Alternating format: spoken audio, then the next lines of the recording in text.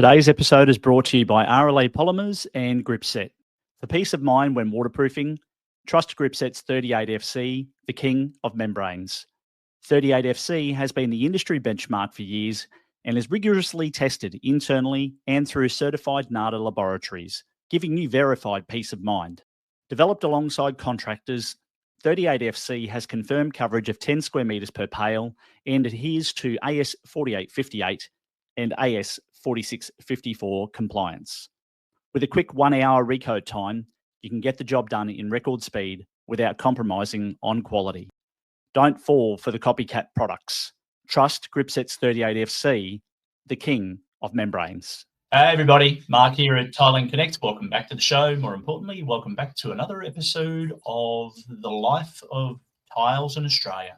I'm really lucky and fortunate to have another amazing guest return actually to the program today. He was on in episode 10, so back in 2022, and he shared with us his at the time the vision of the business that he was in, and he's now made some different moves and is shaking the world up in that space. So welcome back, Sean Summers, who is the Managing Director of Ultimate Tiles in Melbourne. Thanks, Mark. Thanks for having me, mate. Appreciate being on again. A lot's changed since our last pod. So, yeah, looking forward to getting stuck into it and tell you about all the exciting things we've been doing down in Melbourne. I can't wait, and looking forward to deep diving into that, mate. So, look, let's start it off. I want to know about the latest adventure that you've embarked on. And when we talk about strategic growth and vision of businesses, you've recently acquired a new business in the Mornington Peninsula in Melbourne, another sort of bold step in the Ultimate Tiles expansion. Give us a bit of a look in on what the thinking is behind choosing Mornington, and how does it fit into your vision of becoming Victoria's largest independent tile supplier? Yeah, so the decision to acquire the Mornington store was, it's got a bit of history about it too, anyone that's listened to the previous episode. Fred Milana, my father Rick, and Paul Canizzaro started up Ultimate Tiles.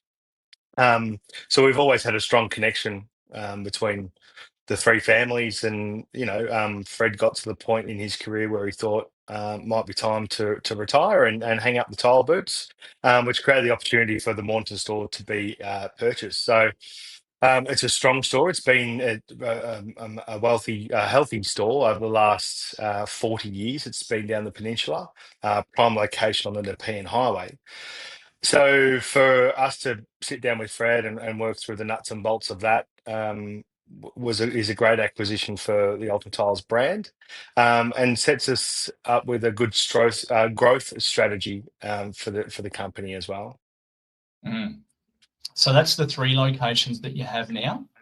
Yep. So we're located in Pakenham, Narre Warren, and Mornington. The Narre Warren is mainly a trade centre with a showroom in there as well. And then, we've been in Pakenham now for, it'd be nearly 25 years. And Ultimate Tiles, or Fountain Gates Remix, it used to be called, now 37 years.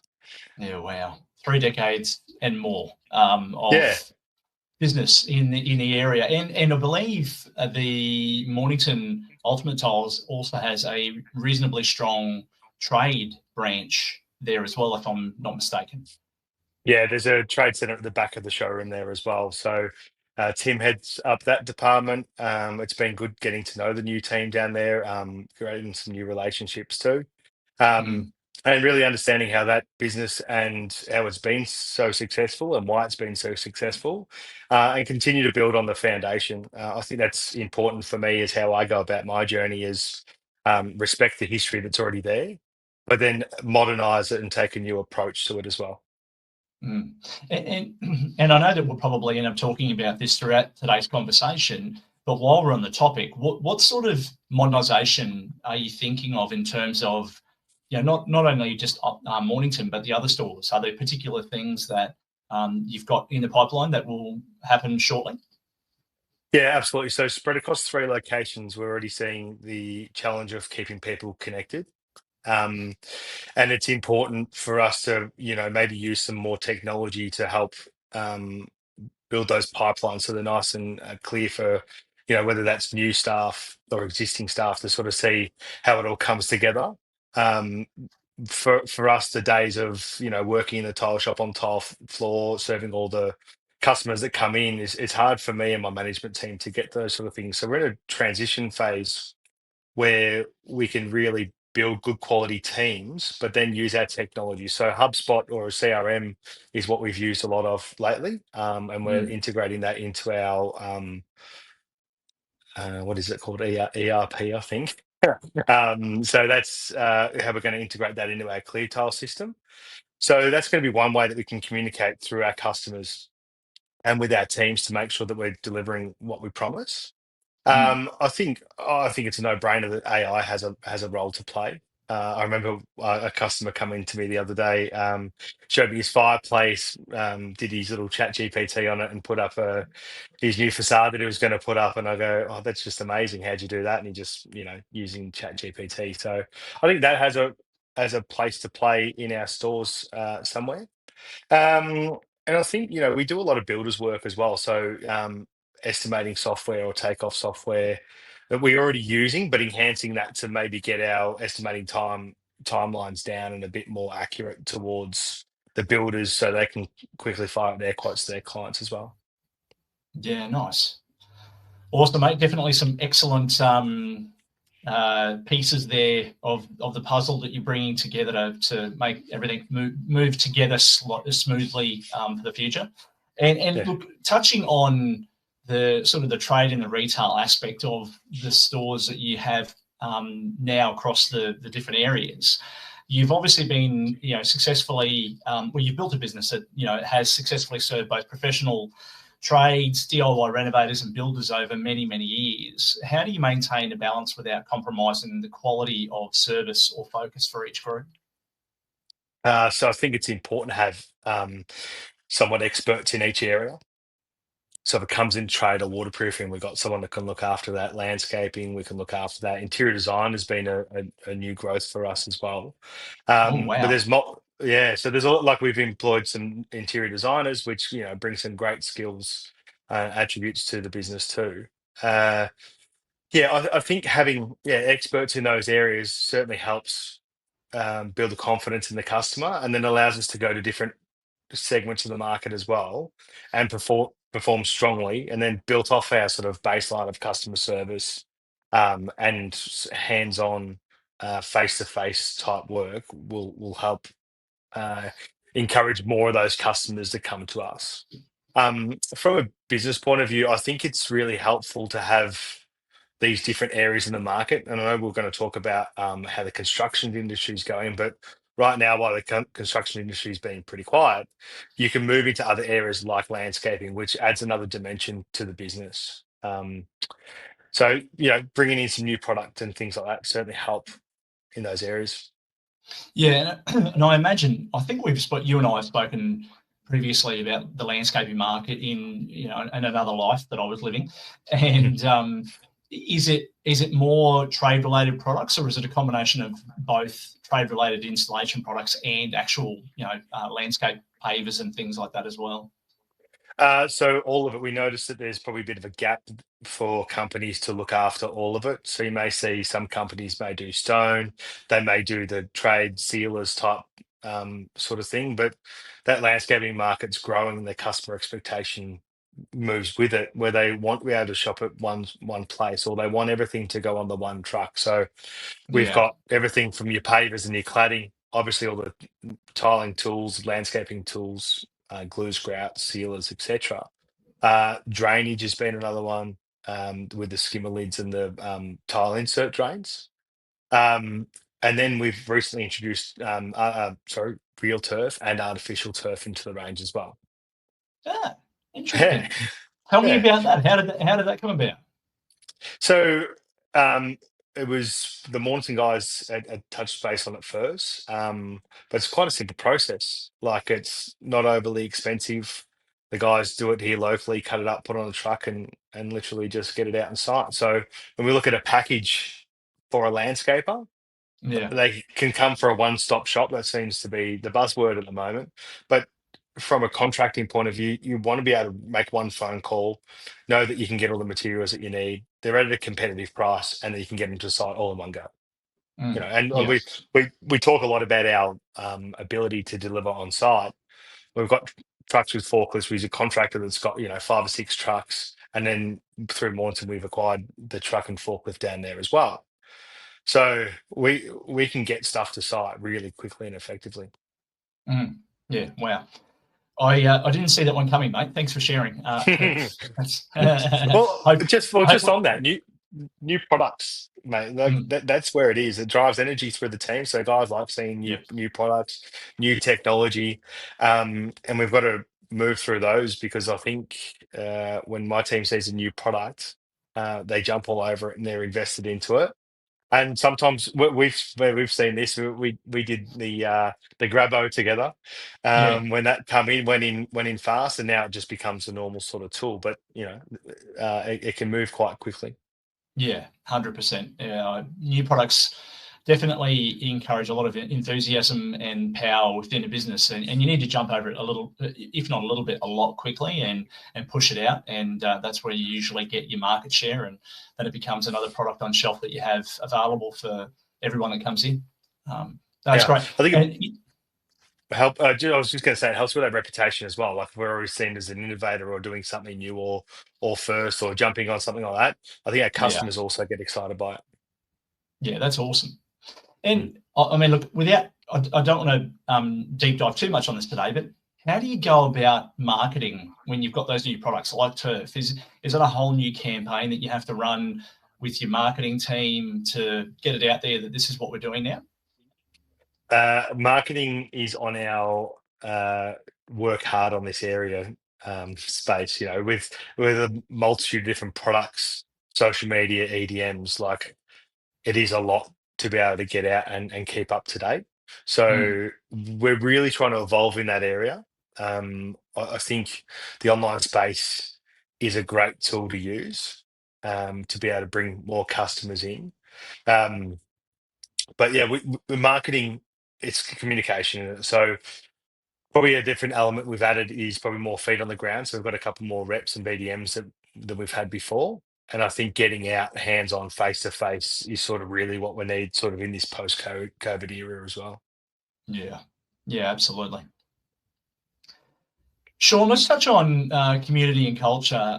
Ultimate Tiles, obviously, with its deep family history in the industry, it comes from some pretty healthy roots with regards to its interaction within the building and construction game, from local charity partnerships, family leadership. When your dad was around, how do those values influence business decisions, especially during sort of major growth phases like this acquisition?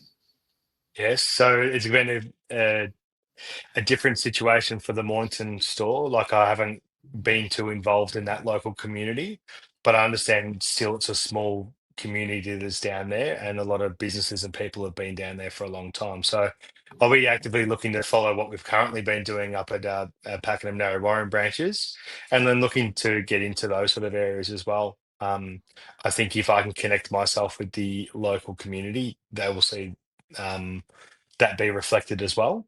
And all of our team from down there are all local people as well. So it's going to be important for me to connect with their local networks and communities as well. Yeah, awesome. So I've got my work cut out. I've got a lot of people to see. Mate, you do. It sounds like it's important. Yeah, absolutely. Yeah, I couldn't agree more. And when we spoke about the acquisition a couple of weeks ago now, I was excited for you. Like, it's obviously living in Melbourne for 10 years and having a fairly good understanding of the landscape. It's an excellent area. It's incredibly buoyant. There's beautiful homes down there. I think most of the weekends the place is chockers with people from Melbourne visiting. So there's definitely some excellent opportunities to grow that business and take it to unlimited heights. Yeah, I think for the first 3 months we've been down there so far, understanding how each sort of segment comes together and what type of customer base we've currently got and what type of areas we can grow in as well. Like as you move deeper down in that peninsula, the Mm. houses do get a lot bigger. Yeah. And then you can still come up into some of these growth corridors through Frankston, Botanic Ridge, and places like that as well. So, to have this southeast sort of area with two stores in two major locations, setting up a good structure for growth. And I sort of somewhat know the answer to this question, but it's worth definitely asking. What's the competition like in the area at Mornington today versus when I was there 4 or 5 years ago?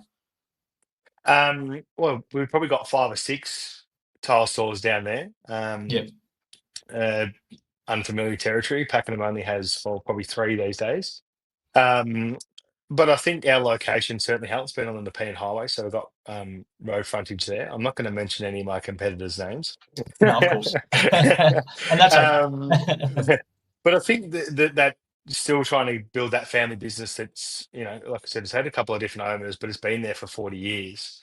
Mm, To build on that foundation as well. People know where we are. They've been shopping with us for a long time. yeah. So in my opinion, it is the biggest store on the peninsula there, and we're just going to continue to grow it as well. Excellent, mate. Great to hear. I know we've already sort of touched on AI and technology a little bit, and look, these particular parts of anything play a significant role in how businesses operate today, and in particularly the decision-making frameworks that they implement around all things with growth when it comes to not only whether it's acquisitions of businesses or it's revenue growth or it's profit growth, whatever it might be. Do you think, and I know you shared one example before, but do you think the innovations are transforming the customer experience for both builders and homeowners in a positive way? And if so, are there other examples of how you've seen that happen recently in the last couple of years? With technology, you mean? Yeah, with technology, yeah. Yeah, so I think there's a new wave of products coming through, obviously our in-app sort of finishes and things like that. So I think technology will continue to evolve our product and our range. I think when we look to builder or trade, I think they're looking for easier, faster, more efficient ways to do things. We've had a fair bit to do with a product called Monsoon lately, which is like a waterproof panel shower base type system. I know there's some others out in the market, but that sort of innovation into new products has given us a sort of edge on the competition when it comes to pricing and installation. So I think technology in that sense and the way we're able to look at new products is certainly going to help. And then understanding what the client needs are and being able to move through those a bit faster, I think, is what we need. So that efficiency piece I'll come back to, because it's about how to get the information to the builder effectively, accurately, and efficiently, so that they can deliver that to their client. We want to Yeah. grow. We want to be able to pick up more builders across Victoria. If we continue to invest in those areas ourselves, then I'm sure new business will continue to come our way. Awesome, mate. Beautiful. Let's talk trade relationships and industry trends. Now, you've been at the forefront of the trade space for many, many years. And I know that you've always embraced new products. I'm going to imagine that you've got in excess of probably 1,500 trade professionals, if not more, in your network across, now 3 different locations. What are you hearing from builders and tilers about the current state of the construction market, and how is Ultimate Tiles adapting to support them? Obviously you've shared about the monsoon thing. Are there other things that you're doing to reward and attract new clientele, and how are you building that part of the community within your business? So I think in any market, I think there's some people that go well, and I think there's some people or areas that sort of struggle. We've seen sort of different pockets go well and some sort of fall off. So that volume builder residential type area has been the one that slowed the most in Victoria. But then at the higher end side of things, I've got guys saying they can't keep up with the work that's available. So I think it's important for me looking at our trade base. It is the foundation or the nucleus of what we have for our, and that's from everyone from builders to renovators, tilers, waterproofers. It's really how we can understand and have our fingers on the pulse, and then be able to adapt in those certain areas as well. So trade's very important for us about how we go about things, whether it be product selection, price, bulk deals, all that sort of thing. What else did you ask me there, Marky? I lost my train of thought. No, that's okay. And it was a bit of a loaded question too. Look, when we talk about volume builders work, look, decline, not decline, whatever words people want to choose, it's a similar story across the network around Australia. Probably not so much in Queensland. I think there's a little bit more energy up here at the moment with the ongoing discussions around the Olympics and what's around the corner, and can we finally just start building something, because that'd be great. And it's like, as society has it, the high-end volume builders have got more work than they can poke a stick at, because they're dealing with the clientele that have wealth, right? Let's call it what it is. And the volume builders are dealing with everyday people that have some wealth, but not, unlimited wealth. Unlimited wealth is probably the people that, the high-end builders are looking after. And every single person has earned that degree of wealth, whether it's, low, medium, or high. I think you poetically put it before, it's about adapting to, sort of the market and looking after the groups that need the most looking after. And I think with the construction market, there's a lot of noise online about Victoria.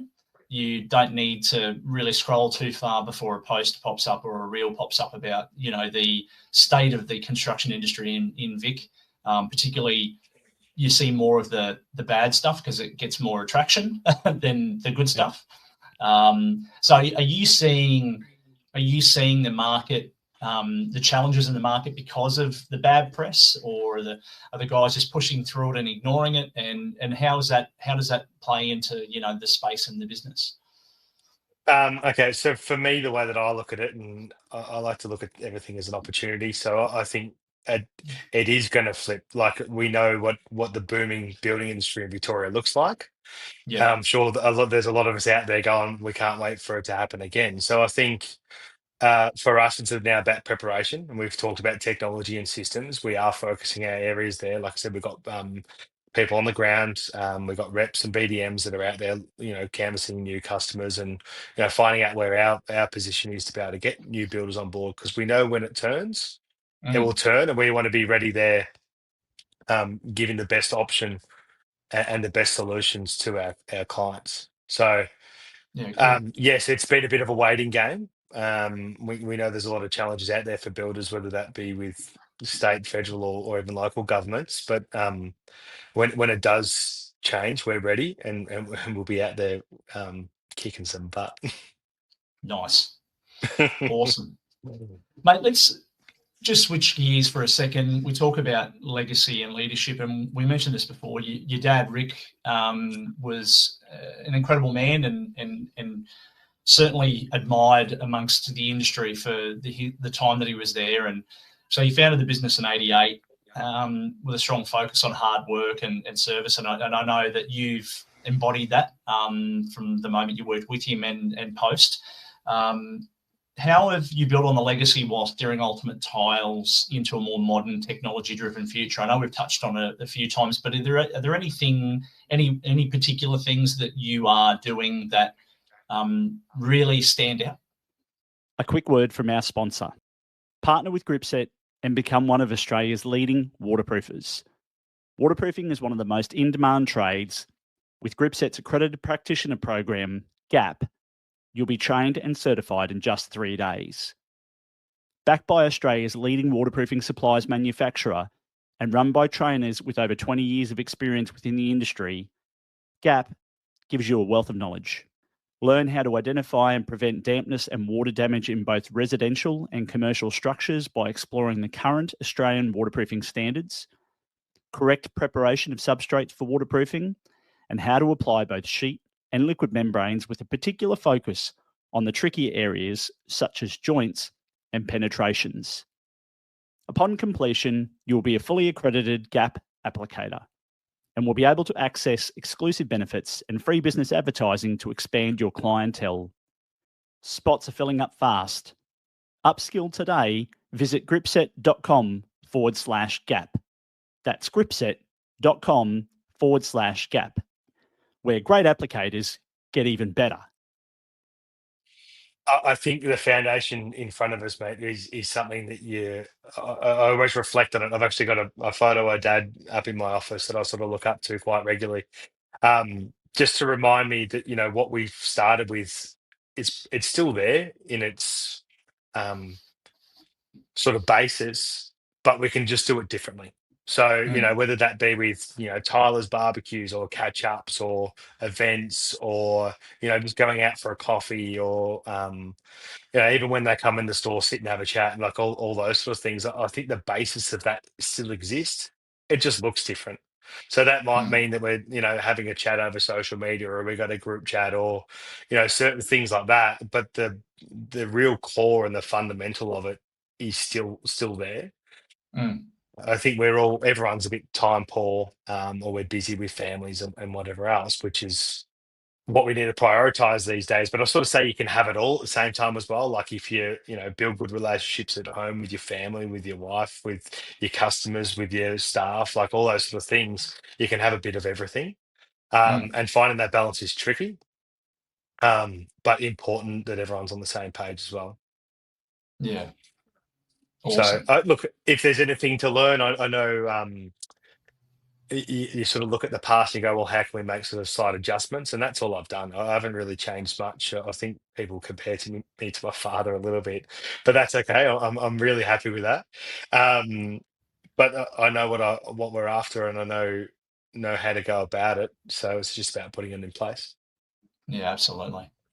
Mate, what do you think's probably, well, not probably, what do you think is some of the most important things a person needs to hang on to ensure that they create balance in their lives and they're not burning out? Well, this has been, and I say that with respect to the fact that you've now got three shops, so with the recent acquisition, and you've got multiple trade stores, you've got multiple departments, you've got more staff. We all know, well, I don't know it as intimately as other people, but certainly people that are in business know that creates a whole extra layer or many layers of responsibility and challenges. And one of the things we need to be very conscious of is not burning the candle at both ends, which is a 1980s saying. But how do you make sure that you're firing every day, but also giving yourself time with family and things as well? Yeah, I think I've got a solid foundation. So I've always wanted to grow this business. I've always wanted to push in the new areas. So I think building up I've got a very healthy relationship with my wife, a very good relationship with all my three kids as well. So I think that foundation is really good, that they're all on board. Vic's involved in the business as well, which is great. We're in separate departments, which is good. But I think having that family involved, so there's a bit of a respect and appreciation for what each other do, and I think that's an important place to build from. The second part, I spoke to a builder, a few years ago, and I said, "Mate, what's the secret? How you got 4 or 5 businesses? How does it all work?" He goes, "It's all about good people."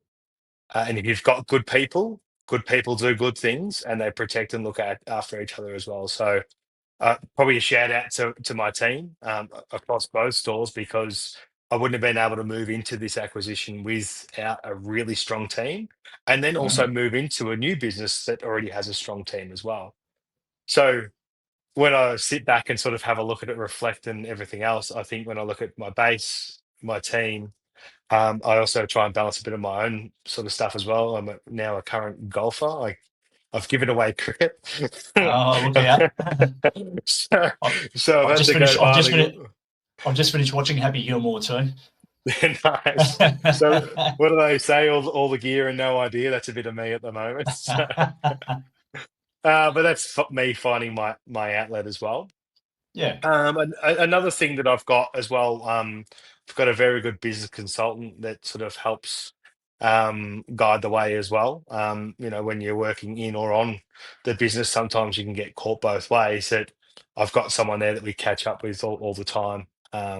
Has helped me through this process, managing bigger organizations as well. So, being in, I'm going to say my mid-30s, that it wouldn't be considered probably normal to go and acquire a large business like Mornington. So having a good team, good consultant, and everything else around me being quite stable has enabled me to do it properly. Awesome. Well done, mate. Congrats on that. And I haven't said that yet, but congratulations on the acquisition. I think I know the business, not intimately, but from the outside looking in, and it seems to be a very strong and powerful business. And I know Fred as an operator he emulates those sort of principles as well, and I think that's why he did as well as what he did for as long as what he did in the industry. So hopefully, I think the relationship between him and my father was like they were best buds. So they had lots of chats about everything that was going on as well. So Fred and I have continued that relationship as well for that mentorship and support too. Yeah, that's important. That's important. Well done, mate.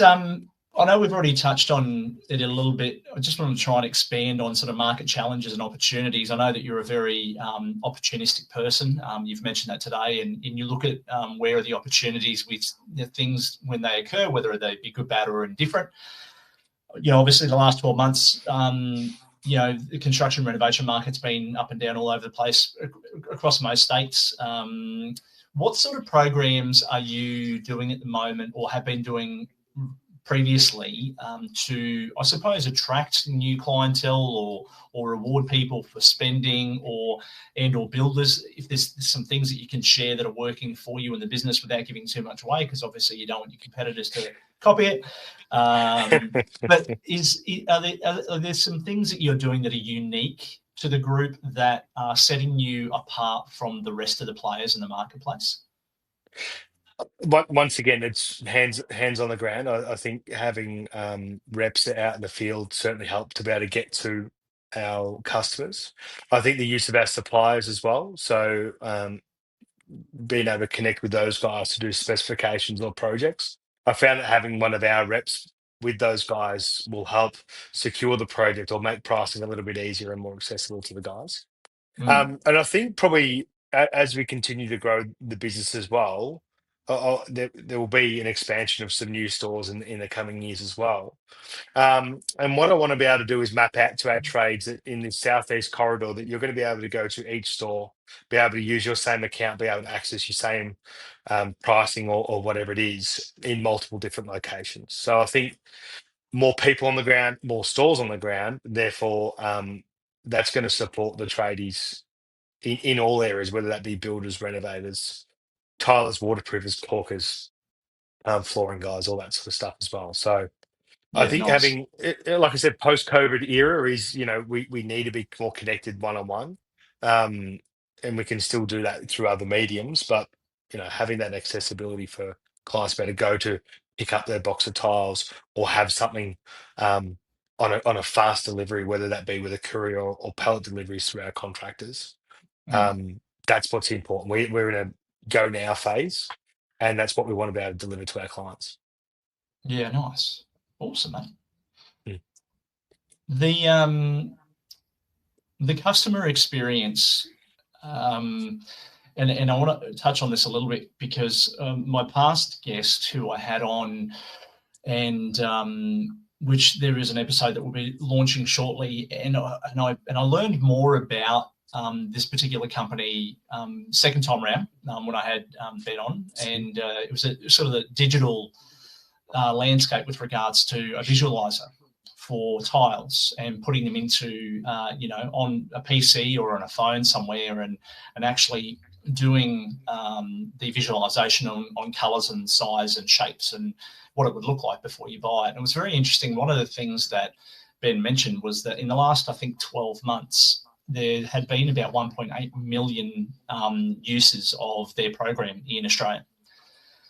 And that was a huge number. And hopefully I'm not giving too much away because the episode launches later this week.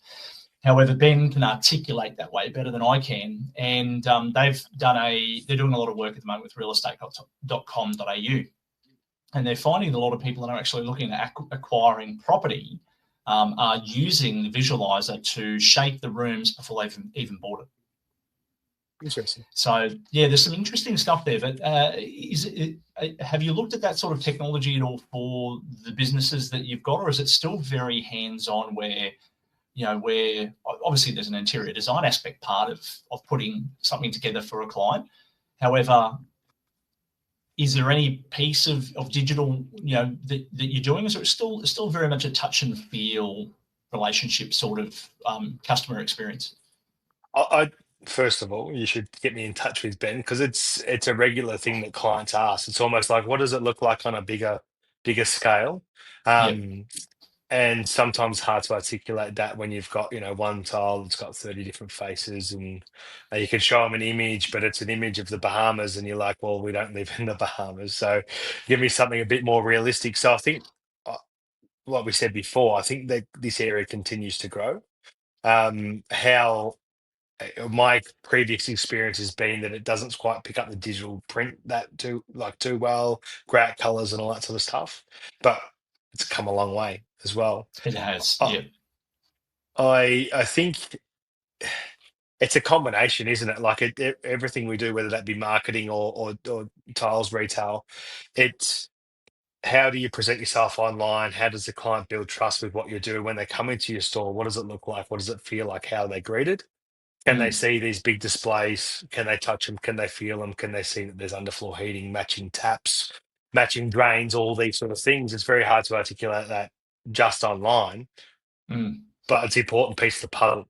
So everything I'm sort of thinking about at the moment is a combination of, right, we need to do well in this area to be able to get guys into the showroom, but then that client may buy their product online at the same time as well. So they might grab that sample, go home, then purchase. So how do we piece all of them together? That's why marketing's in our quarter one next year. Nice. Well, when you're buying new stores, I completely understand why that would be as well. There's you bite off a certain piece of the strategy, one portion at a time. Otherwise, you're trying to keep your head above water, and you're just doing too much at one time. And in retrospective, we don't want your golf time taken away. So, well, we can play X golf at night time, mate. So we should be all right. True. I think another just a thing on that too, mate, is that interior design space as well. Seems like there's a lot of interior designers out there at the moment, and a bit of a resurgence in the product, like tile industry in general. I feel like now you walk into a shopping center, a cafe, a restaurant, it seems like almost everything's tiled, floor to ceiling, Subways, Kit Kats.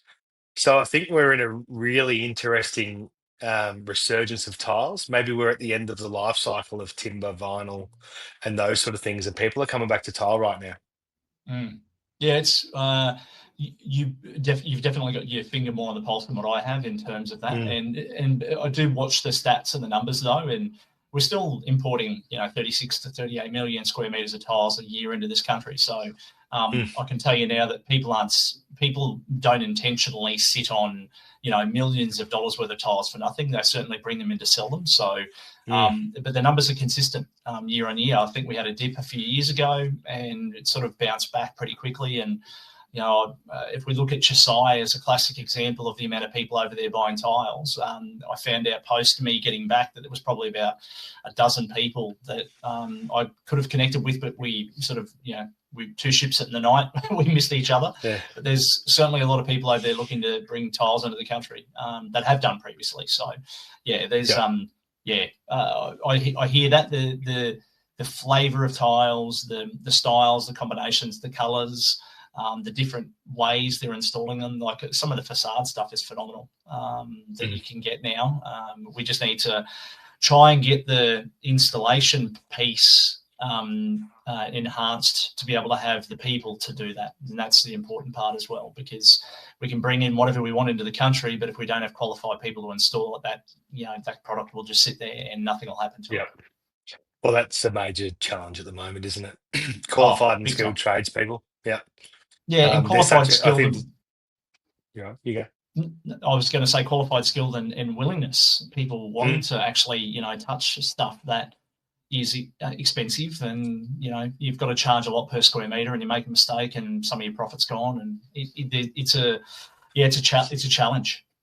Yeah, and there's not much of a generation coming through underneath as well, which is a shame, because tiling's a good trade. It's a in-demand trade, and the good guys are doing extremely well at the moment. So, if you're a young tiler out there giving it a go, work hard and hone those skills. And that finesse, I think, is what people are after. People don't always want the cheapest price, even though some people are after the cheapest, but it's not always going to be that way. They want value. They want their tradie to rock up on time. They want, to know that they're using good quality materials as well. Absolutely.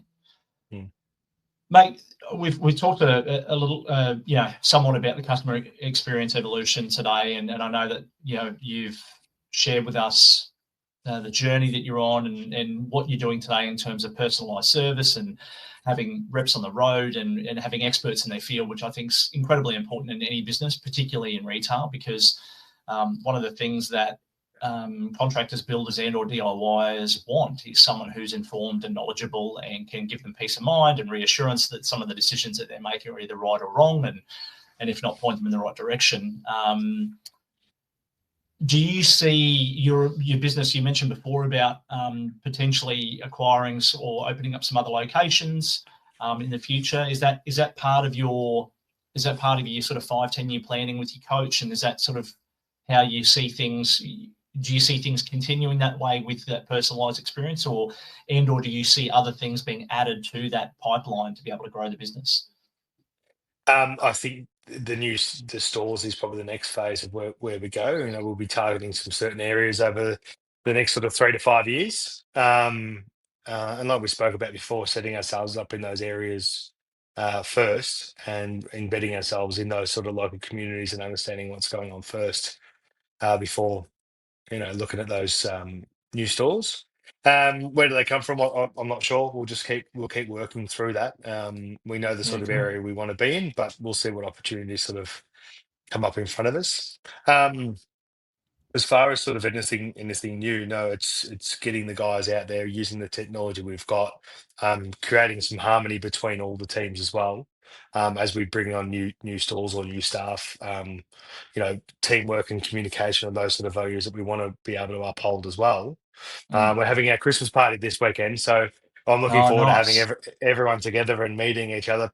Most teams for the sort of first time, and all their partners as well. So you can see that once again, that family sort of building those relationships with everyone. That we invite everyone along to those events, and build those relationships. So if everyone's partner sees how much fun they're having at work, that's what we want, isn't it? Well, 100%. I mean, sometimes we exactly right. We spend so much of our lifetimes working, whether you're self-employed or you're working for someone else in an amazing environment like Ultimate Tiles, and generally you take a lot of that back home with you at the end of the day, because generally the partners, and whether it be husband or wife or partner or boyfriend, girlfriend or other, they'll have conversations about their day. And because there'll be things about the day that are great, and there'll be things that are about the day that'll be shit, and you just need to get it off your chest and talk about it. And hopefully, you've got the ability to just park it after you've spoken about it, and then you can just move on, because letting any sort of negative energy weigh you down is just not worth its time. I'm guessing you haven't chosen something like laser tag or anything like competitive. No. It's quite. We're going out for dinner. We've got a quizmaster coming in, so we'll do a trivia night and a DJ awesome. To finish it off. So, good bit of balance for everyone there. We'll get some nice food, some fun quiz, and then everyone can dance if they feel like it. That's awesome. Quiz Master is probably one of the best Christmas ideas I've heard of. Yeah, it's like I said, it's important for my team to be able to connect. They might be sitting next to someone they don't know, and they might, Yeah. learn a little bit more about them as well. So, a major part of my role now is, creating that connection and really working hard on my communication with each member of the team. Making sure that everyone sort of feels a bit supported, well, absolutely supported as well, with what they need to do, and also empowered to make decisions and influence change within the business as well. So that's an important part for me. I want to see my team grow. If my team grow, our people grow, the company grows as a result of that. Yeah, mate, really awesome point as we near the conclusion of our catch up today. What sort of leadership do you have within the business in terms of a team, and how do you guys get together to work on, the business? Obviously, every day you'll be working in the business and doing all the things and the activities to make sure the customer experience is fulfilled as promised and all of that. But is there a leadership team, and how do you guys approach tackling all of the really important things to make sure the business is moving in the right direction? Yeah, so I reckon we've covered this in our first pod too. So nothing's so much changed about how we go about it, just the size of Yeah, the business and how we do put things together. When I think back in that podcast, I mentioned planning, and it was just about setting a plan, whether that be a 1 year, 2 year, 5 year plan, and something to work towards. So I yeah, think that's the first key bit of advice that I give. I feel comfortable every day coming to work, knowing what our goal is, where we want to be, that we want to be the largest independent tile store. Like that's what we think about every day, and that's what sort of motivates the team. Now, there's steps and ways that we're going to go about that. Um, and with our sort of strategic plan, so we're trying to like do a bit of corporate stuff as well. We're growing to that size of the business. So we do have regular meetings with it, whether that be our sales team or our operations team or our senior management team. We probably get together regularly, probably once a month. Sort of depends on which sort of time of the month we meet with certain teams. But I think, yeah, having that connection, catching up, having a coffee, everyone meeting in one location, maybe going down to Mornington or coming up to Pakenham, sort of certainly sort of creates a bit of a break in everyone's day as well and builds those mm, relationships. So, yeah, I think through good structure and good people, I think that's what certainly helps us stay focused on what we need to. excellent, mate. Love it. Tell me, Sean, is there anything that I haven't asked you today that we should be talking about before we wrap up? Um, is that a loaded question too? It doesn't need I'll to just be. check. Just checking. I just want to make Yeah, took sure some that notes. we have talked about all of the things that are amazing in your world, and yeah, I think there's mate, I'm bloody proud of what you've done, and what an accomplishment, and can't wait to sort of see the journey unfold over the next sort of 6 months, 12 months, and beyond. Yeah. So no, it's mate, it's a big move to acquire more businesses, and you've been doing it now for some time in terms of running the businesses successfully. So good on you for doing it, mate. It's not for the faint-hearted, that's for sure. Thanks, mate. And look, I do love getting out of bed every morning. I love catching up with my team and, I probably don't see as many tiles as what I used to. But definitely when people bring in some new product that's on trend and those sort of things, we get around it and create some positivity. So I'm excited for what the next sort of 5 years looks like for us as an organization and, what sort of steps we're going to take forward. I'm also really looking forward to our team developing and growing as well. Like I keep saying, we've got some really good people, some people that I can really trust and rely on, which is hugely important. When I'm not here all the time. So I'm going to keep supporting my team to be the best that they can be, and we're going to grow Ultimate Tiles into being the biggest independent tile store in Victoria. Bravo, love it, mate. As we say it on every show, I won't actually say that yet. First of all, question: if people want to connect in with Sean, I think I'm pretty familiar with how they can do that. So we can definitely share and have some details in the show notes, unless Yep. there's a specific way for you want them to reach out to you. However, if they want to check out the locations, the trade locations, and or the retail stores as well, what's the best way for the community to have a look at Ultimate Tiles, Pakenham and Mornington, and the trade outlets at Narre Warren and Mornington? Yeah, well, I always say, mate, if you're looking for me, you'll probably find me. So that won't be a drama. And yeah, obviously, the website's going to be the best place to start. Yep. And then if you want to sort of see a bit more about our story and probably a bit more personal touch, head to our social media channels. Primarily on Instagram would be the way to go. Yeah, and reach out. Look, we're always happy to have a chat. I know a couple of your guests I've reached out to before.